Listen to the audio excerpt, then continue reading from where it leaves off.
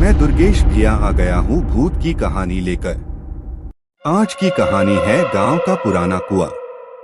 काली रात थी। गांव के किनारे स्थित वह पुराना कुआं बरसों से वीरान पड़ा था। कहते हैं उस कुएं से अजीब सी आवाजें आती थीं, कोई फुसफुसाता था, कोई रोता था, जैसे कोई वहां कैद हो।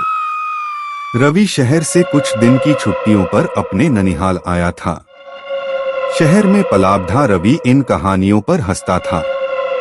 उसे भूत प्रेत पर विश्वास नहीं था।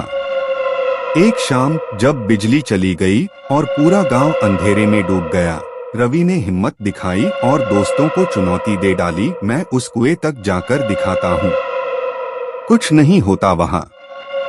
गांव के लड़कों ने मना किया, लेकिन रवि नहीं माना।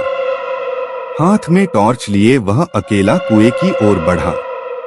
रास्ते में सन्नाटा था, सिर्फ झींगुरों की आवाजें और उसके कदमों की गूंज सुनाई देती थी। पेड़ की छाया में उसे कुछ कुछ अजीब आकृतियां नजर आती, पर वह खुद को समझाता रहा कि ये बस उसका भ्रम है। कुएं के पास पहुंचकर उसने टॉर्च का प्रकाश भीतर फेंका। पानी का कोई निशान नहीं था, बस अंधेरा और सन्नाटा। तभी उसे लगा जैसे कोई उसकी पीठ के पीछे खड़ा हो। उसने पलटकर देखा, कोई नहीं था। अचानक टॉर्च बंद हो गई। चारों ओर घना अंधेरा छा गया। रवि की सांसें तेज हो गईं।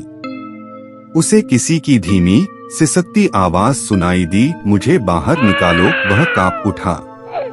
पीछे हटने ही वाला था कि किसी ने उसका हाथ पकड़ लिया। वह चिल्लाया, पर उसकी आवाज जैसे गले में ही घुट गई। किसी अदृश्य शक्ति ने उसे खींचकर कुएं की मुंडेर पर ला दिया। उसने देखा, एक औरत की शक्ल झलक रही थी, गीले बाल, सफेद आंखें और लहूलुहान चेहरा।